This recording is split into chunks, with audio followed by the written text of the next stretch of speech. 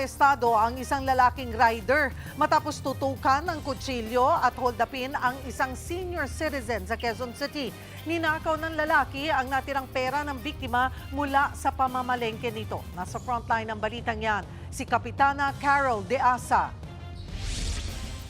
Sa kuha ng CCTV, makikita ang lalaking nakaupo sa kanyang motorsiklo habang nakatambay sa gilid ng kalsada sa barangay West Camiat sa Quezon City. Ilang sandali pa, isang babaeng senior citizen ang dumaan.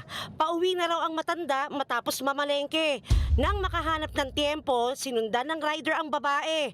Bagamat hindi kita sa CCTV, tinutukan daw ng kutsilyo ang matanda at saka tinangay ng rider ang 800 piso nito. Nakarating sa anak ng biktima ang krimen at agad isinumbong sa Emergency 911. Sa tulong ng CCTV, agad natunton at naaresto ang sospek na kinilalang si alias Jomer.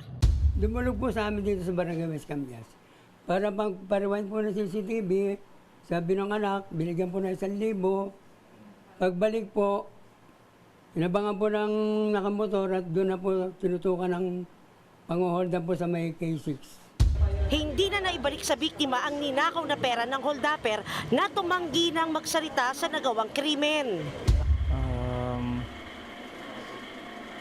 Wala po akong masasabi tungkol doon.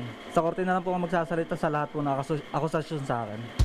Maharap ang sospek sa kasong robbery at paglabag sa Motorcycle Crime Prevention Act. Nagbabalita mula sa Frontline, Carol De Asa, News 5. Mga kapatid, Cheryl Cosing po. Maging maalam at may pakialam sa mga napapanahong issue at headlines. Mag-follow at mag-subscribe na sa social media pages ng News 5.